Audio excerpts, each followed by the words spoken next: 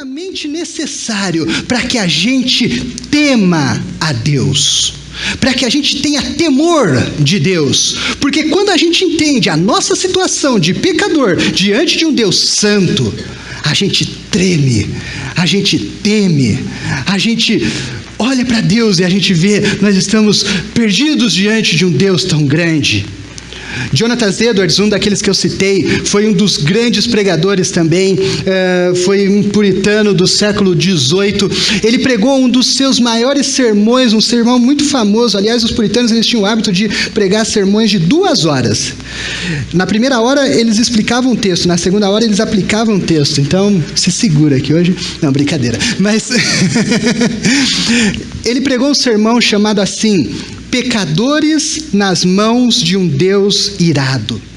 A história conta que enquanto ele pregava sobre o pecado e a ira de Deus sobre o pecado, as pessoas da igreja se seguravam no banco com medo de que o chão da terra se abrisse e que eles fossem consumidos pela ira e pelo juízo de Deus. É isso que acontece quando a gente ouve sobre a nossa condição de pecador diante de Deus. Ela deve levar a gente a temer a Deus e a olhar para Deus e ver a grandeza de Deus diante da nossa pequenez e diante da nossa rebeldia diante dele. A segunda coisa que estudar sobre o pecado deve nos levar é ao arrependimento, obviamente. E sabe qual é o problema? Por que as pessoas têm dificuldade de se arrepender? E por que o evangelho é tão difícil de alcançar as pessoas?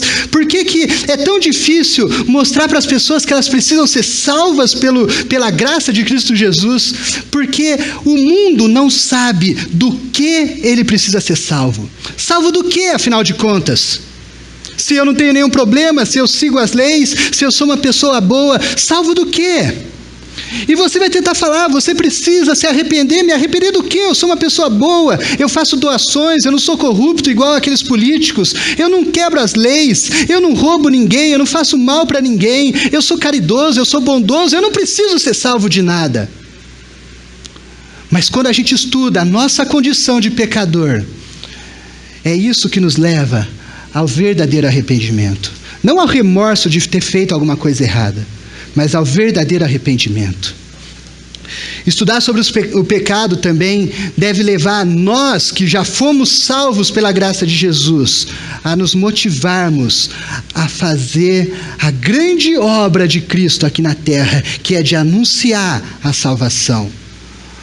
Porque assim como o mundo não sabe do que ele precisa ser salvo, parece que às vezes a gente se esquece que o mundo precisa ser salvo.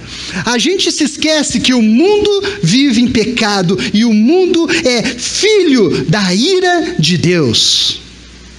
Assim como nós.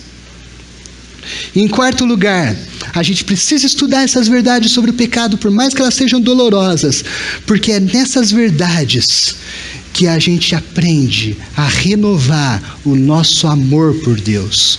Lembra das cartas do Apocalipse? O Apocalipse foi escrito a 7 igrejas, ele tem ali 7 introduções, 7 recomendações para aquelas 7 igrejas. A primeira das igrejas, a igreja de Éfeso, ela tinha um problema, ela tinha perdido o primeiro amor. E lembra qual a recomendação de Jesus para aquela igreja? Lembra-te de onde caístes.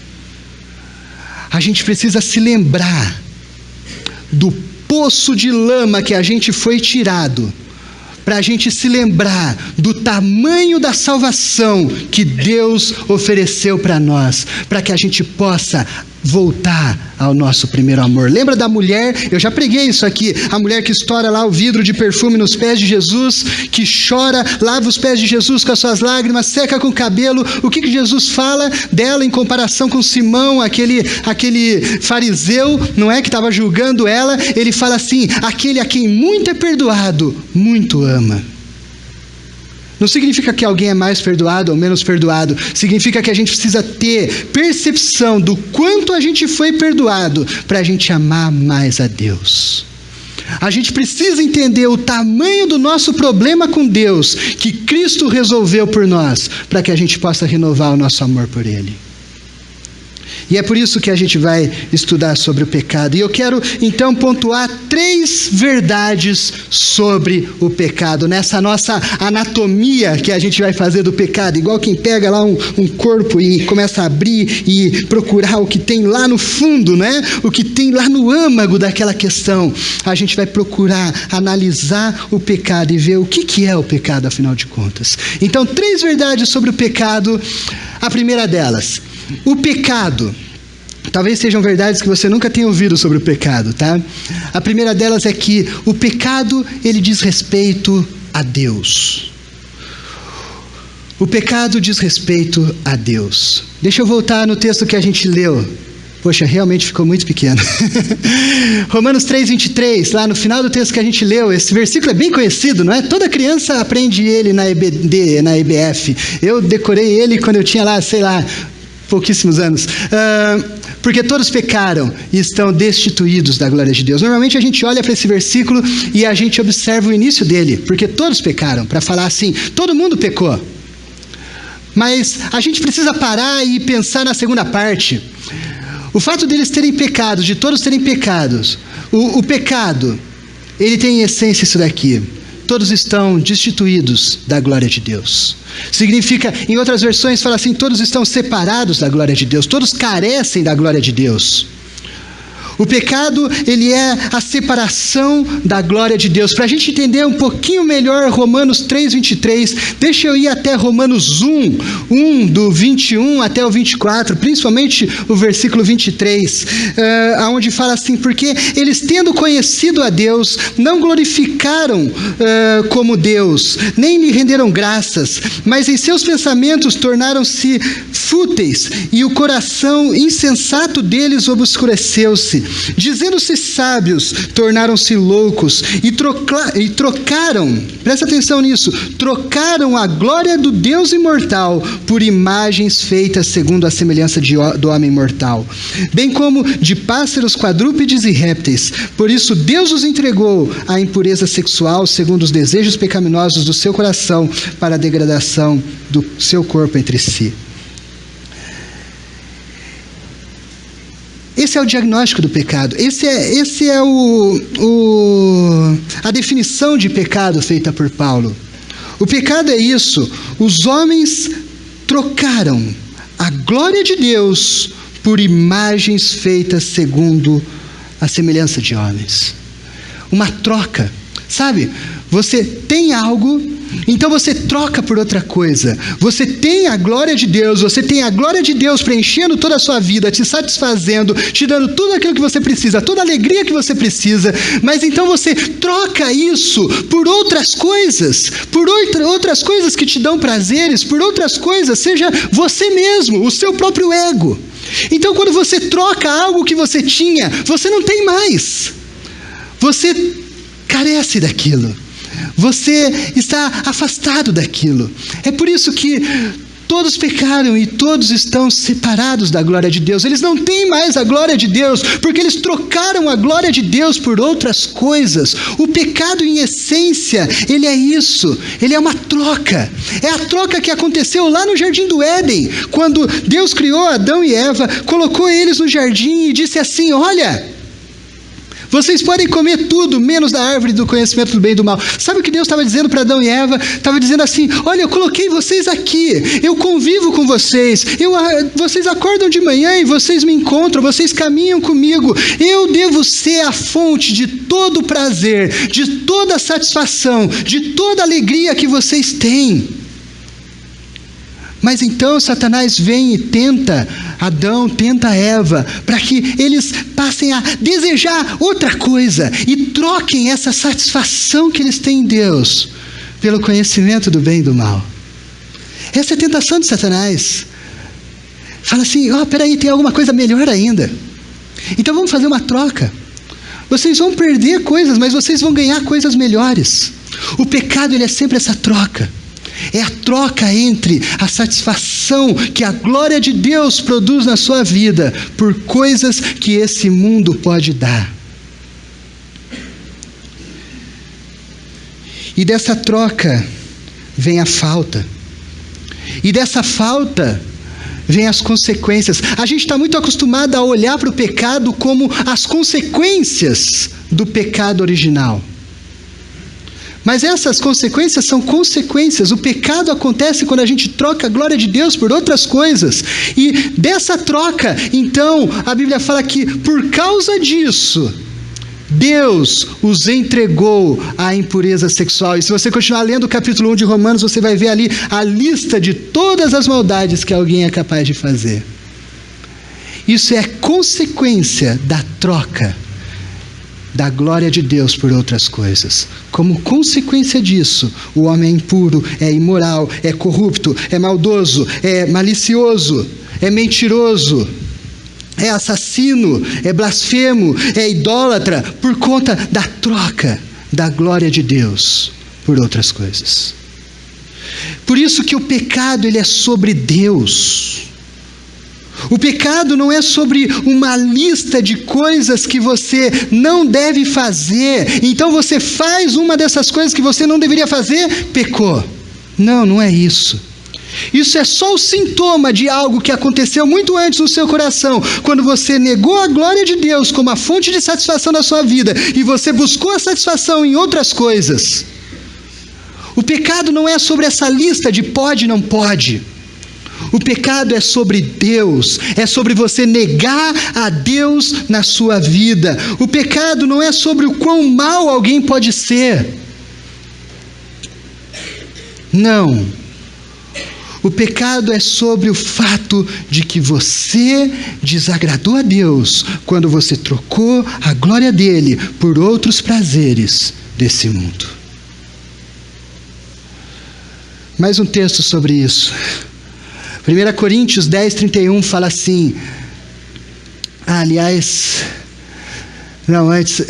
Eu queria mostrar esse texto de Coríntios 10, 31. Fala que esse é o mandamento, não é?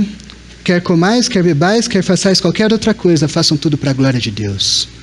Quando a gente troca a glória de Deus por outras coisas, a gente quebra esse mandamento. A gente deixa de fazer as coisas para a glória de Deus. Agora olha só esse texto aqui de Romanos 14, 23. Mas aquele que duvida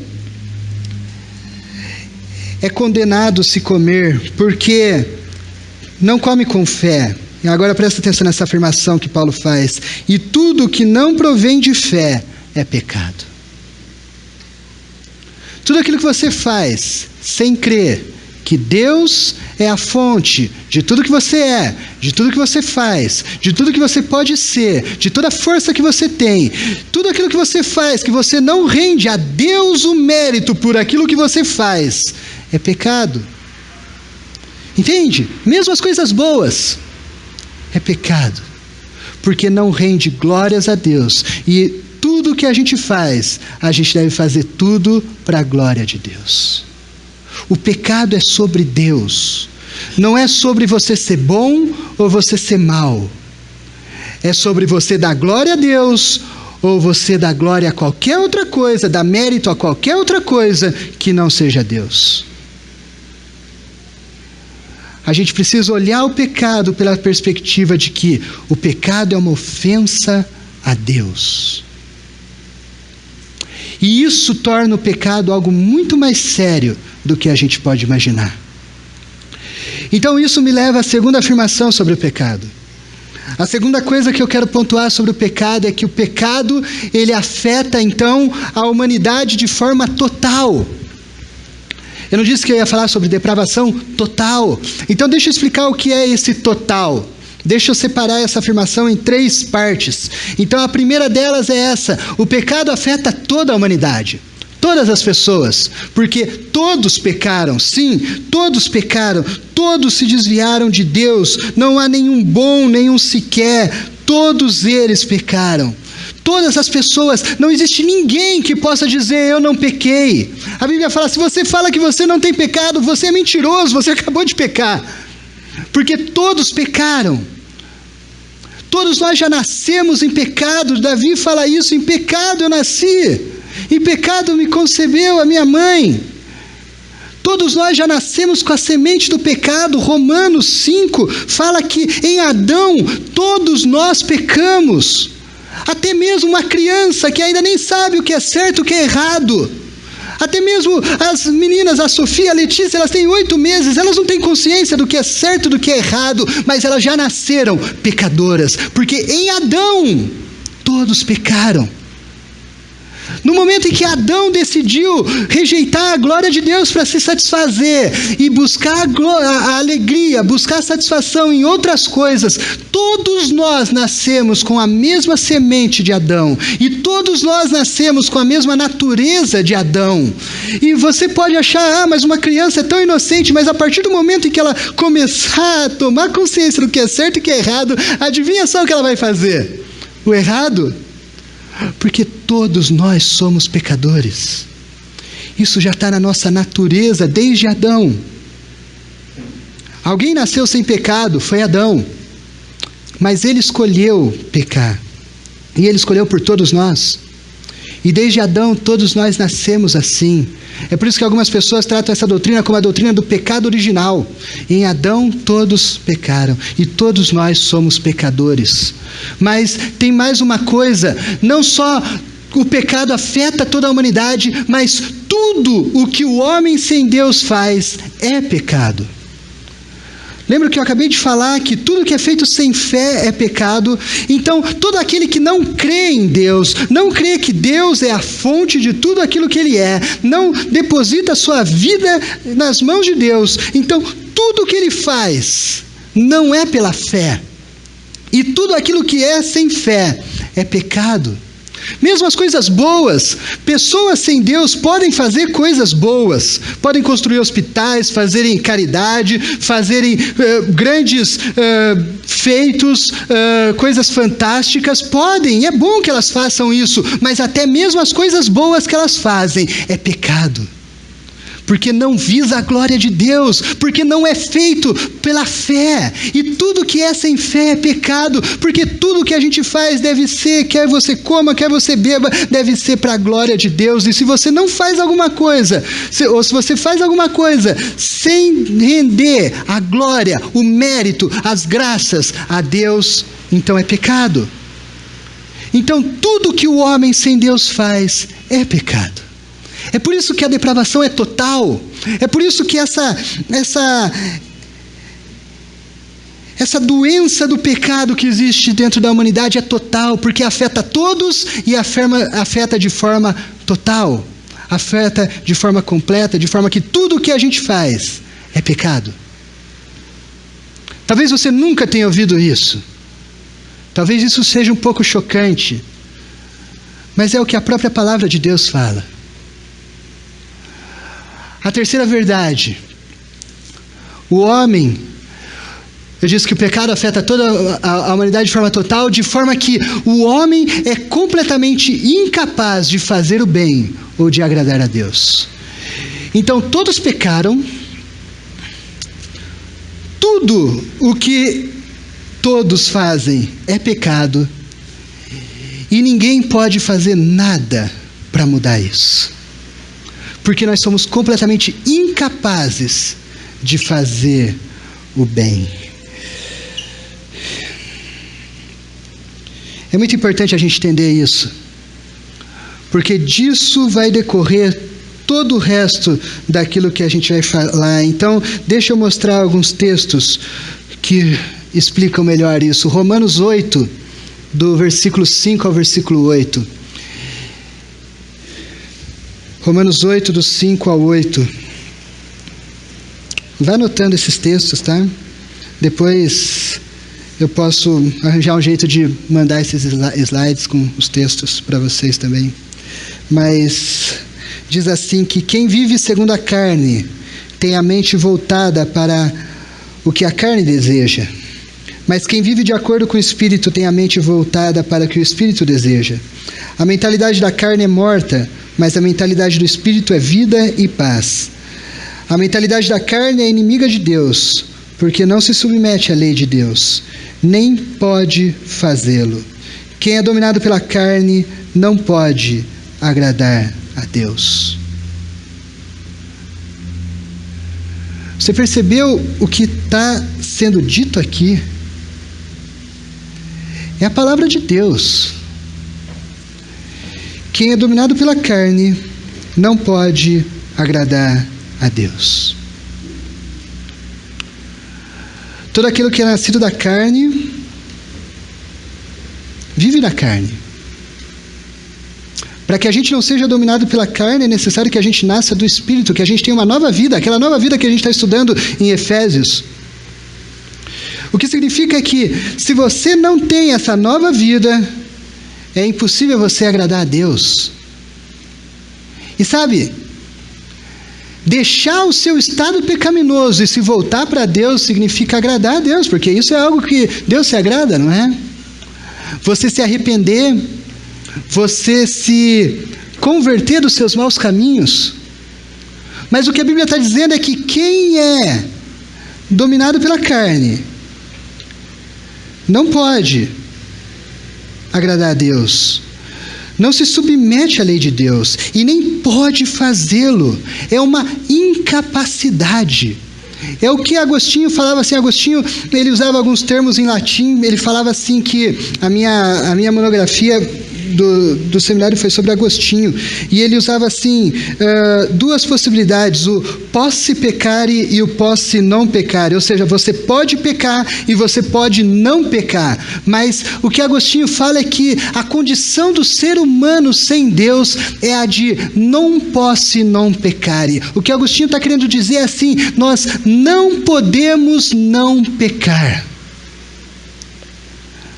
porque tudo que nós fazemos é pecado, e a gente não pode mudar isso, porque nós não podemos agradar a Deus. É por isso que a Bíblia usa alguns termos assim sobre quem não, o nosso estado do velho homem antes de conhecer a Cristo, o estado natural do homem, que é de mortos em seus delitos e pecados. O que um morto pode fazer? Nada. É por isso que Paulo fala assim, que nós éramos escravos do pecado. Que vontade própria um escravo tem? Nenhuma. Porque nós somos incapazes de reverter a situação em que nós nos encontramos. Nós somos totalmente incapazes de agradar a Deus. Então, surge uma grande questão: como que a gente pode então ser responsabilizado? Como que Deus pode mandar alguém para o inferno se nós somos incapazes de fazer o bem? Como que Deus pode condenar alguém por ser mau se a pessoa é incapaz de fazer o bem? A questão é que não é uma questão de se você pode ou não pode fazer o bem. Na verdade, é uma questão de amor. Deixa eu te mostrar esse texto de João 3, 19 e 21. Naquela conversa de Jesus com Nicodemos, não é? Ele diz assim que esse é o julgamento. Olha só como Deus vai julgar o mundo. E por que o juízo de Deus não é injusto em condenar aquele que não podia não pecar?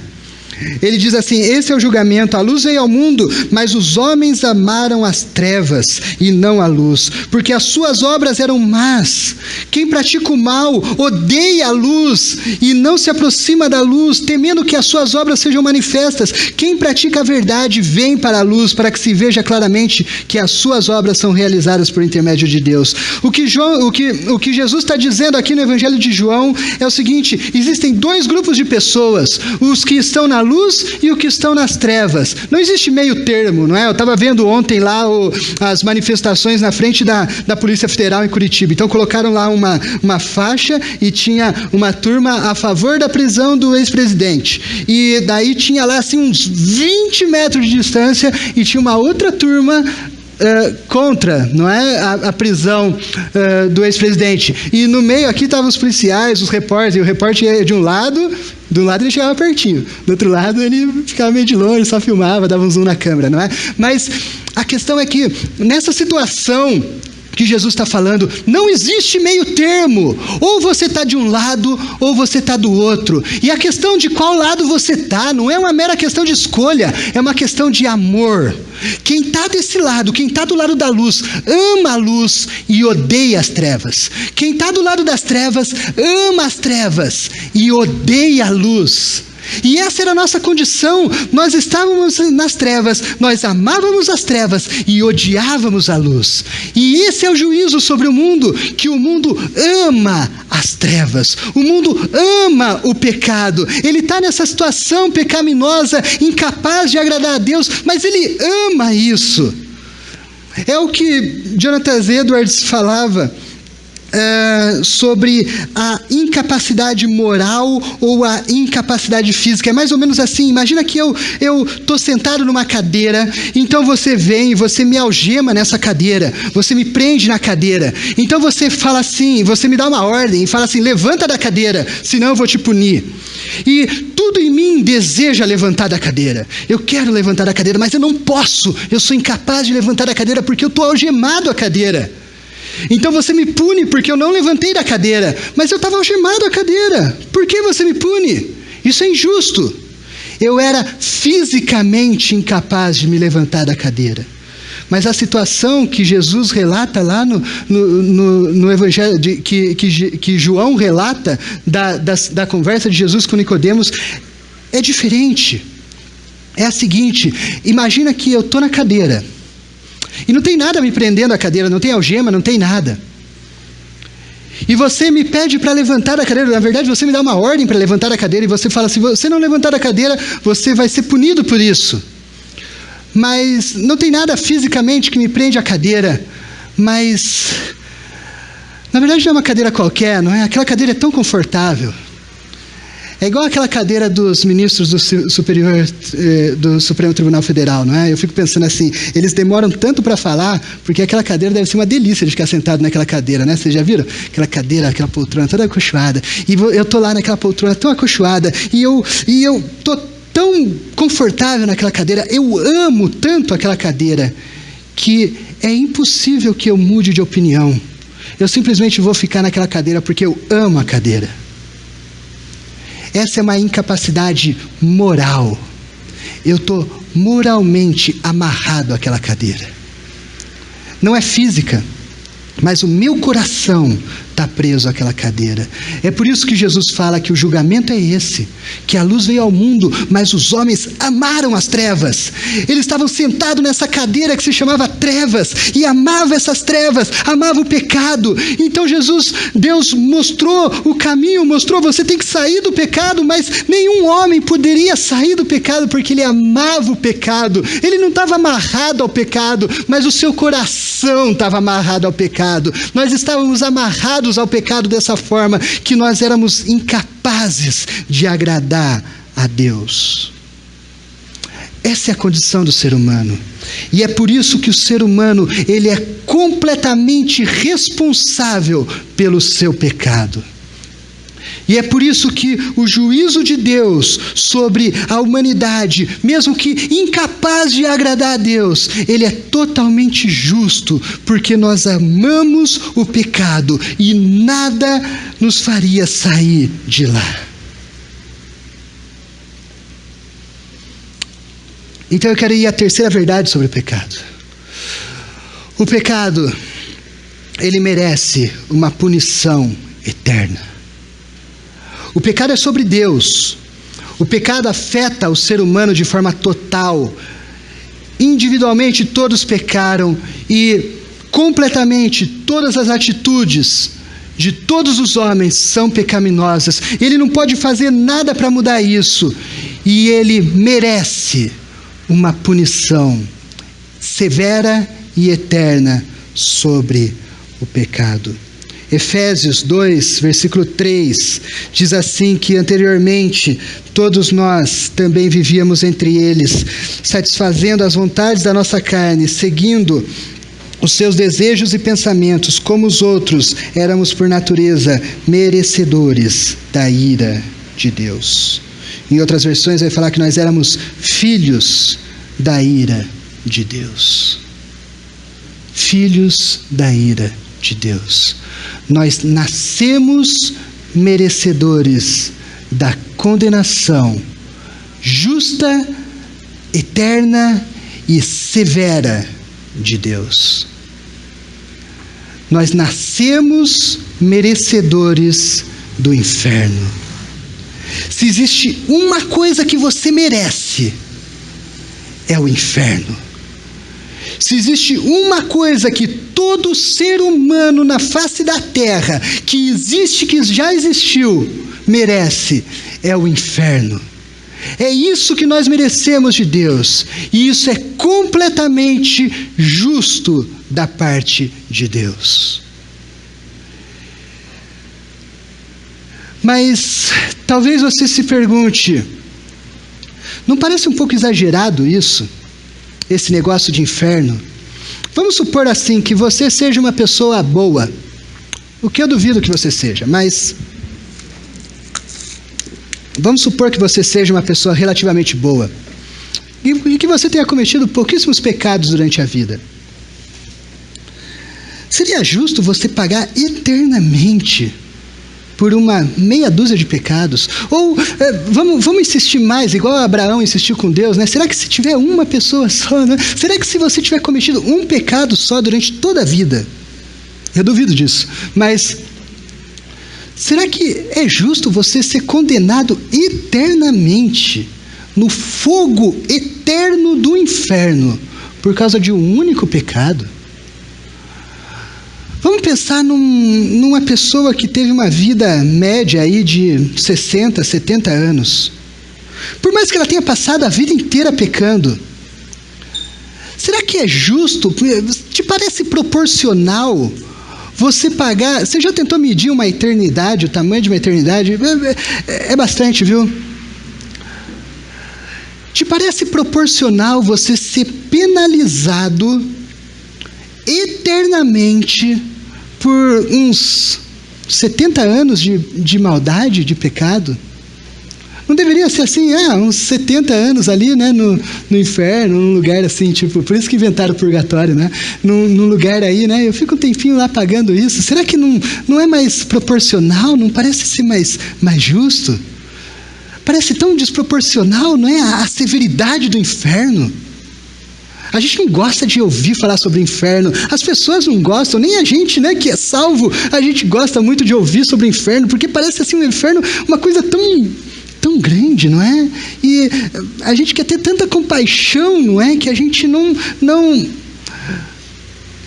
Parece que a gente tem dificuldade de aceitar a grandeza, a severidade do inferno.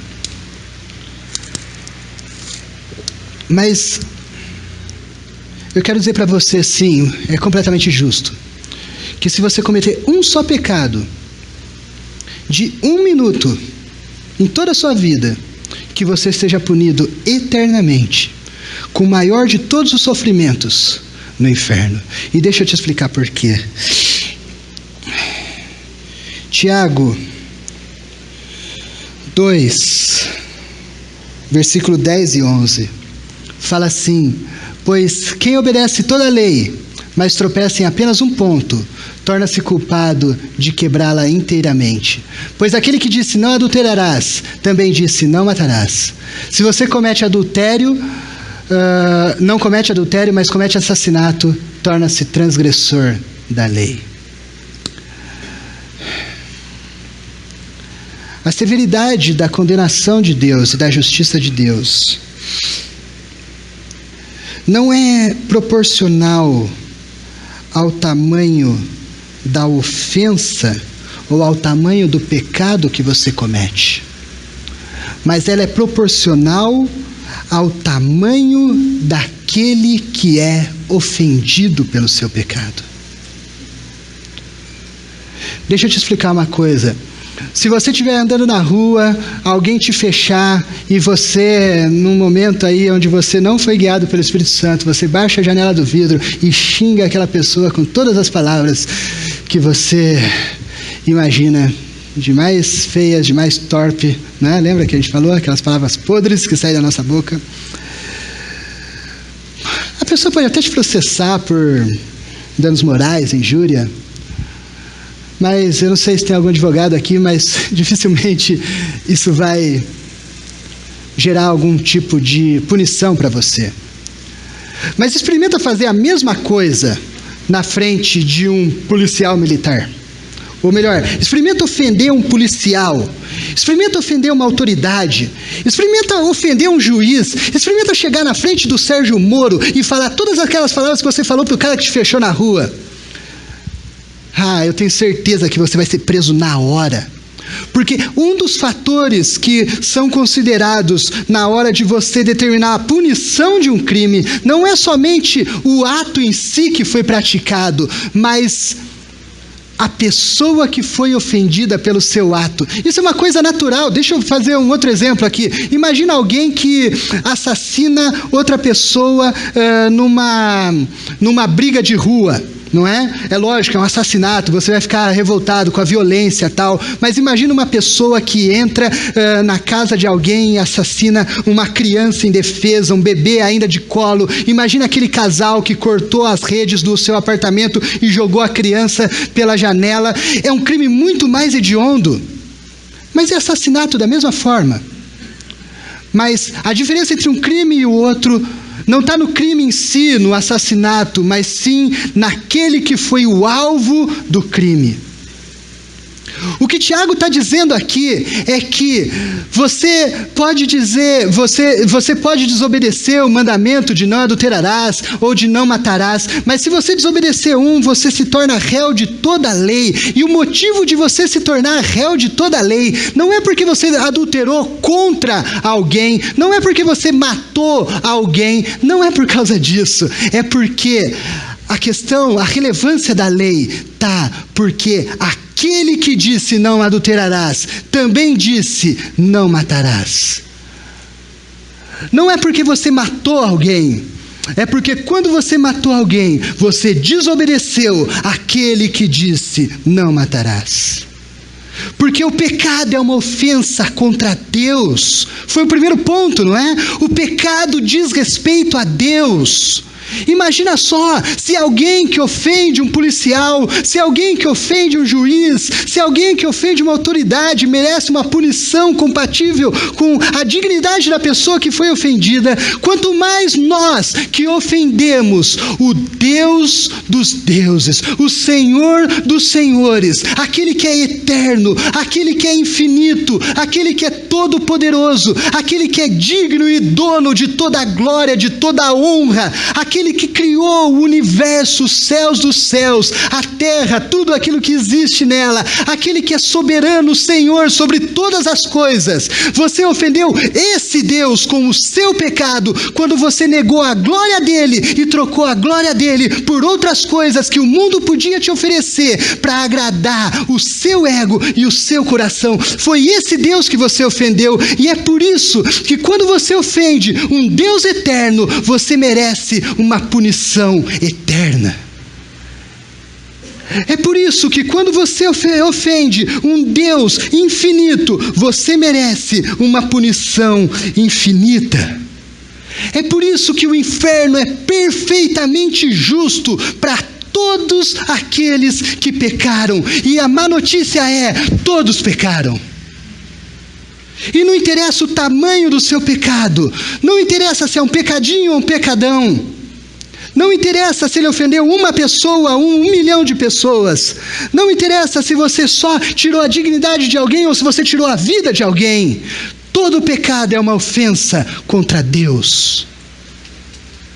E nesse mérito, todo pecado é infinitamente digno da mais severa punição que pode existir no universo. Essa é a nossa condição. É assim que nós nascemos, filhos da ira de Deus, merecedores da perfeita punição de Deus, pecadores, totalmente depravados, e nós não tínhamos nada a fazer, nós não poderíamos fazer nada para mudar essa situação.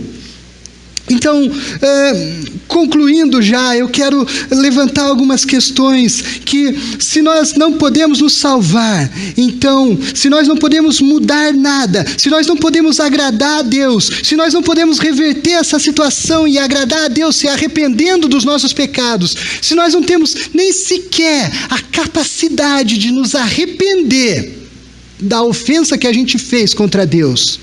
Então, toda salvação, toda mudança que pode acontecer na nossa vida depende exclusivamente do que Deus faz por nós e não do que nós fazemos por Ele. E isso inclui até mesmo a capacidade de dizer sim para Ele. Acredite, até o dizer sim para Deus, é Deus quem faz em você. Filipenses diz assim que Deus é o Deus que opera em nós, tanto querer quanto realizar. É Ele quem capacita a gente a dizer sim. Sabe por quê? Você acha que Deus se agrada quando você fala sim para Ele? Sim, Ele se agrada. Mas a gente não acabou de ler que nós éramos incapazes de agradar a Deus. Nós éramos incapazes até mesmo de dizer sim para Deus. Então, toda mudança de vida, toda conversão, toda salvação depende exclusivamente do que Deus faz por nós e não do que nós fazemos para Ele. E antes da gente se perguntar, antes de que você saia por aí se perguntando, então por que Deus capacita algumas pessoas a dizer sim, outras pessoas não são capazes de dizer sim, continuam nos seus pecados? Por que Deus escolhe salvar alguns e outros não? Essas questões a gente vai discutir nas próximas mensagens. Por quê? Antes de você se questionar por que Deus escolhe algumas pessoas e não escolhe outras pessoas, você deve se perguntar, por quê? Por que Deus, afinal de contas, não destrói tudo e não condena todo mundo ao inferno? Porque é isso que nós merecemos. Antes de você se perguntar por que alguns são salvos e outros não, você deve se perguntar por que todos não são condenados? Porque é isso que nós merecíamos, a condenação. Por quê? Por que Deus não condena todo mundo? Antes de você se perguntar por que acontecem tragédias, por que existe tanta maldade, por que acontecem terremotos, tsunamis, pessoas inocentes morrem, você deveria se perguntar por que, afinal de contas, não aconteceu ainda uma tragédia e todo mundo foi consumido? Porque todos nós merecíamos isso. Não existe inocente diante de Deus. Por que, afinal de contas, Deus não condena todo mundo ao inferno que eles merecem? E a resposta é: por causa da graça de Deus. Por causa da graça de Deus. É por isso que a gente precisa entender essas verdades. Por mais doloridas que elas sejam, por mais difíceis que elas sejam, a gente precisa entender o quão merecedores nós éramos da condenação de Deus, para a gente entender o tamanho da graça que nos deu aquilo que nós não merecíamos. O que você merecia era o inferno. O que você não merecia era qualquer tipo de perdão. Mas Deus nos deu graça. De graça. Pela graça sois salvos, mediante a fé. Isso não vem de vós, é dom de Deus. Não vem das obras. Não é o que você faz para Deus, para que ninguém se glorie. É o que Deus faz por nós. É a graça de Deus. A gente precisa entender essas verdades para o louvor da glória da graça de Deus. Para que esse texto seja verdadeiro na nossa vida, a gente precisa entender da onde a gente foi tirado. Para que, como Paulo falou em Efésios 1, 5 e 6, a gente possa ter consciência de que Ele, em amor, nos predestinou para sermos adotados como filhos por meio de Cristo Jesus, conforme, olha isso, o bom propósito da sua vontade. Qual o propósito da vontade de Deus quando Ele predestinou a gente? Qual o propósito de tudo que Deus faz para a gente? Para o louvor da sua gloriosa graça. A graça não faz sentido se a gente merecesse alguma coisa. A graça não faz sentido se eu tivesse algo de bom em mim. Porque se tem algo de bom que Deus retribuiu, já não é graça, é salário. Quando eu faço algo bom e recebo algo em troca, Isso é salário. Mas o salário que a gente merecia era a morte, porque o salário do pecado é a morte. Não havia nada de bom em mim. Mas a graça de Deus me deu aquilo que eu não merecia. A graça só faz sentido quando eu entendo que eu não merecia nada. É essa graça que a gente tem que louvar. Foi desse lamaçal do pecado que nós éramos completamente incapazes de sairmos dele. Foi desse lamaçal que Deus nos tirou. É desse lamaçal que Deus quer te tirar se você ainda não se arrependeu. É desse lamaçal que Deus quer tirar o mundo e por isso você deve pregar. É desse lamaçal. É nesse lamaçal que Paulo fala, onde abundou o pecado, superabundou a graça de Deus. Porque a única coisa que tira a gente desse lamaçal é a graça de Deus. Nós somos completamente incapazes de sair desse lamaçal.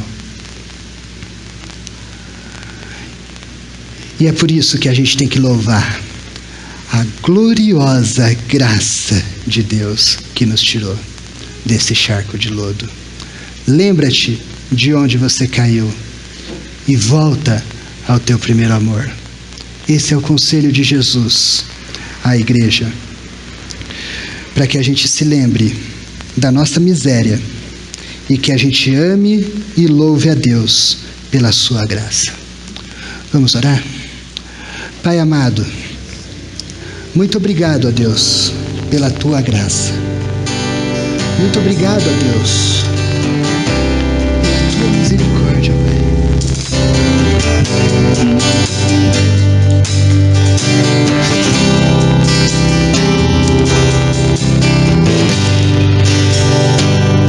Esse é o meu respirar.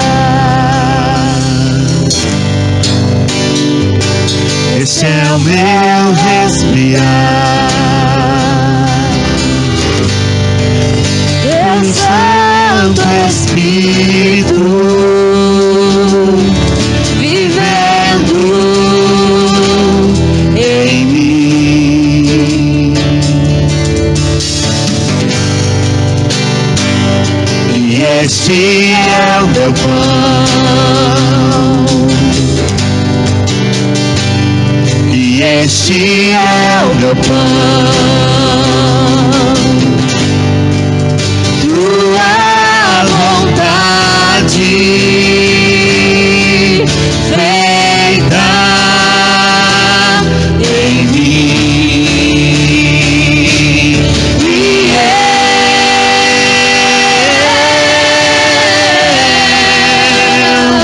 eu nada sou sem ti.